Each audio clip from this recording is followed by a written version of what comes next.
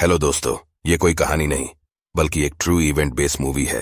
तो फिर मूवी की शुरुआत होती है यूक्रेन में डेनवर क्षेत्र के एक बहुत ही शांतिपूर्ण इलाके में। मकोला अपनी गर्भवती पत्नी नास्तिया के साथ रहता है। इन दोनों को इस क्षेत्र के पहले इको सेटलर्स के रूप में जाना जाता है। नास्तिया एक कलाकार है जिसे ड्राइंग और लकड़ी पर नक्काशी पसंद है। वह मकोला के लिए एक लकड़ी का यीशु भी बनाती है ताकि उसे एक सुरक्षा ताबीज मिल सके। मकोला एक गणित शास्त्री और भौतिक विज्ञानी और पारिस्थितिकी विज्ञानी हैं जो स्थानीय स्कूल में पढ़ाते हैं, जहां वह अपनी साइकिल से आता जाता है।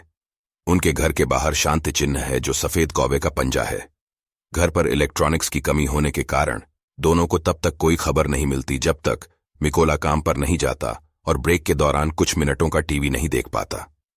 इस तरह उसे यूक्रेन की राजधानी में मारे गए प्रदर्शनकारियों और संभवतः रूस द्वारा देश पर आक्रमण करने के बारे में पता चलता है।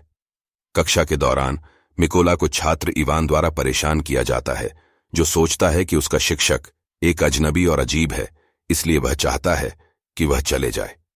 लेकिन मकोला ने उन्हें कभी नाराज नहीं होने दिया, क्योंकि वह शांतिवाद में विश्वास करते हैं और युवाओं के दिमाग को निर्देशित करने पर काम करते हैं। एक सुबह काम पर जाते समय मकोला ने सड़क के किनारे खड़े कुछ सैनिकों को देखा, लेकिन उन पर मकोला ने कुछ खास ध्यान नहीं दिया। जब वह आखिरकार स्कूल पहुंचता है तो स्कूल को खाली पाकर चौंक जाता है और टीवी की तरफ देखता है कि रूस ने यूक्रेन पर आक्रमण कर दिया है। पहले देखे हुए सैनिकों को याद करते हुए मकोला को अपनी पत्नी की चिंता होती है और वह अपने घर वापस चला जाता है। लेकिन अब बहुत देर हो चुकी है। रूसी वहां नास्तिया को पीट रहे हैं और जब मकोला उसका बचाव करने की कोशिश करता है तो उन्होंने उसे भी पकड़ लिया। जब सैनिकों को यह सुनिश्चित हो जाता है कि वे जासूस नहीं हैं, तो वे घर के अंदर आग जला देते हैं और चले जाते हैं। लेकिन जब नास्तिया ने उन पर पत्थर मारने की कोशिश की तो सैनिकों ने जाने से पहले उसे गोली मारने में संकोच नहीं किया। तबाह होकर मकोला अपने घर को जलते हुए देखते हुए अपनी पत्नी के शरीर से चिपक गया।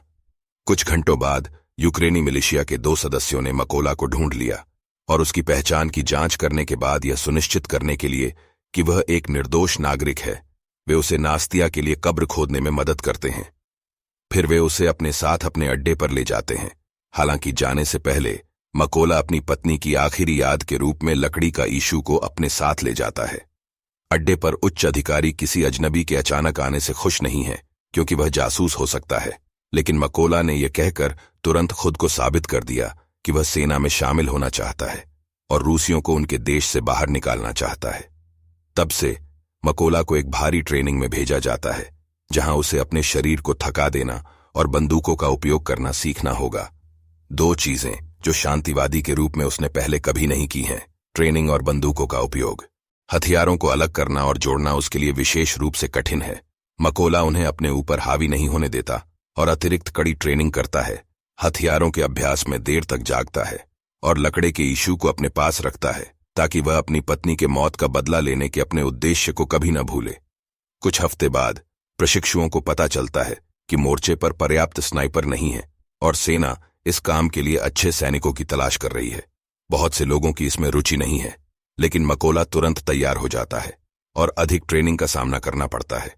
फिर भी हार मानने को तैयार नहीं, मकोला खुद को साबित करने की चुनौती लेता है और फिर वह अपने आंखों पर पट्टी बांधकर 20 सेकंड से भी कम समय में AK-47 को अलग करता है और फिर से जोड़ता है और अंत में सभी का सम्मान पाता है।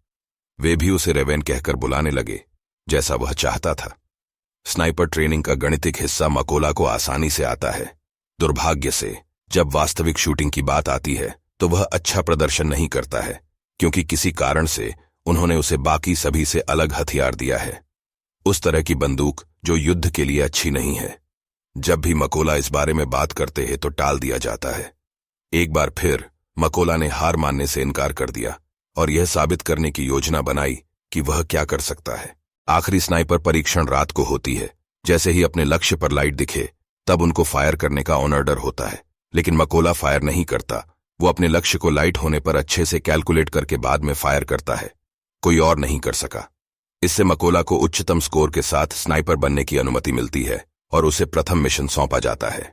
अपने पहले मिशन के लिए मकोला और उसके साथी निशानेबाजों को एक महत्वपूर्ण चौकी को मुक्त कराना होगा, जिस पर रूसियों ने कब्जा कर लिया है।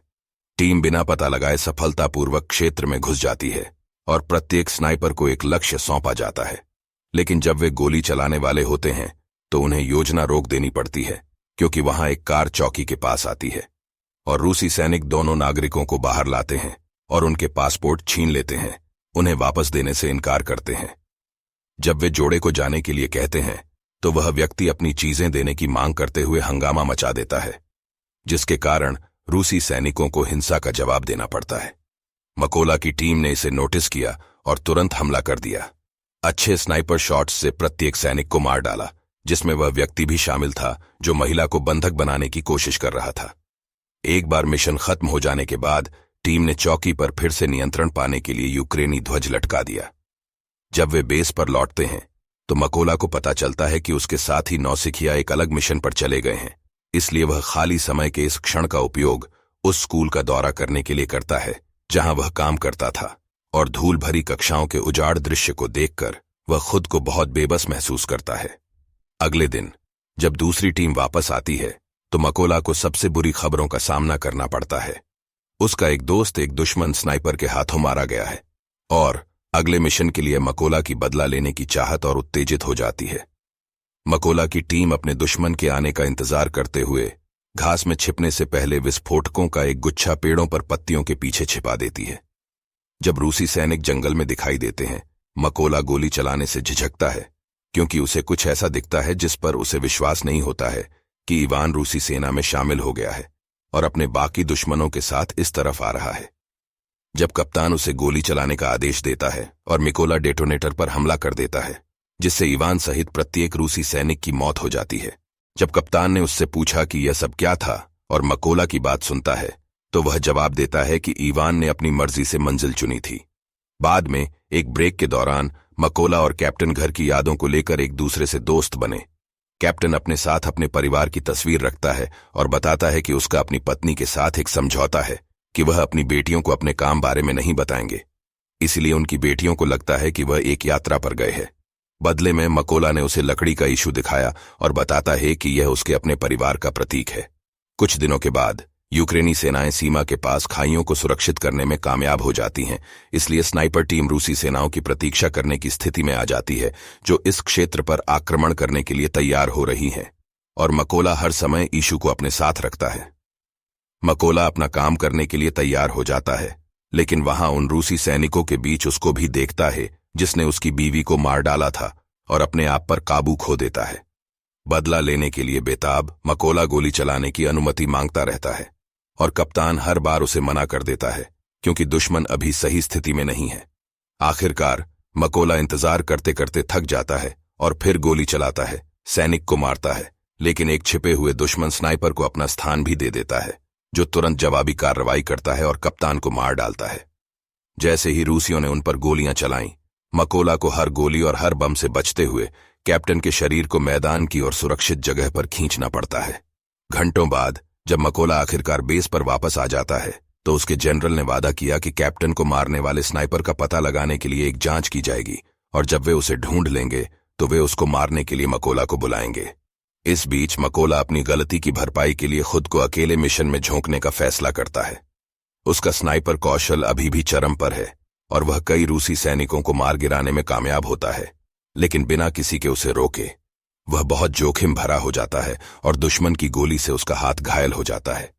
मकोला को ठीक होने के लिए और जंग का अपडेट पाने के लिए कुछ समय के लिए गुप्त ठिकाने पर रहना पड़ता है, लेकिन एक महत्वपूर्ण कॉल के कारण उसका ब्रेक खत्म हो जाता है।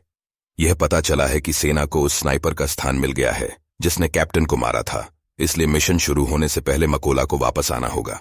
जवानों को अब तक की जुटाई गई सारी जानकारी बता दी गई है। स्नाइपर की गोलियां बहुत दूर रेंज की होती हैं। वह पहले ही 5 यूक्रेनी स्निपर्स और 3 मशीन गनर को मार चुका है और उसका नाम रैन है। मामले को और भी बदतर बनाने के लिए वह अपनी सभी हत्याओं को रिकॉर्ड करता है और उनका मनोबल गिराने के लिए वीडियो पोस्ट करता है, यहां तक कि उनमें उनके कैप्टन की मौत की रिकॉर्डिंग भी पोस्ट की है। कम से कम इन सभी हताहतों ने उन्हें रैन के स्थान को पता करने का मौका मिल गया।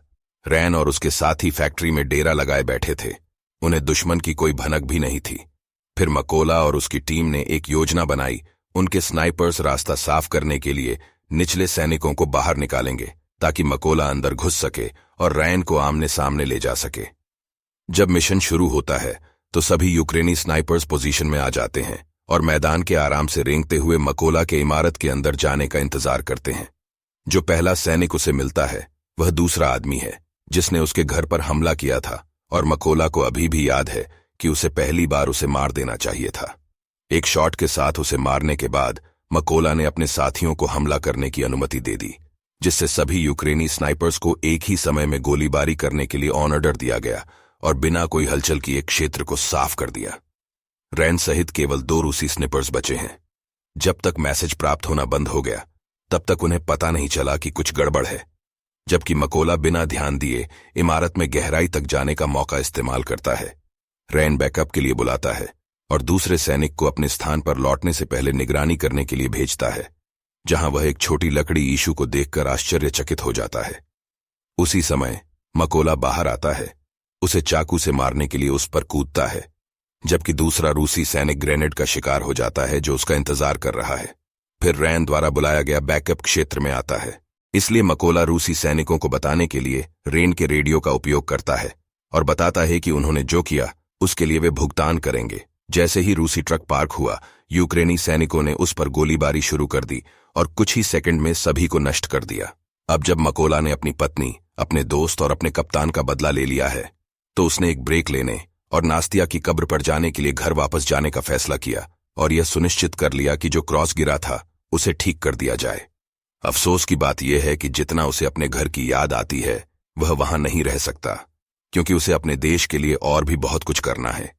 जल्द ही वह एक और सोलो मिशन पर है जो आवश्यकतानुसार कई रूसी सैनिकों को मारने के लिए तैयार है।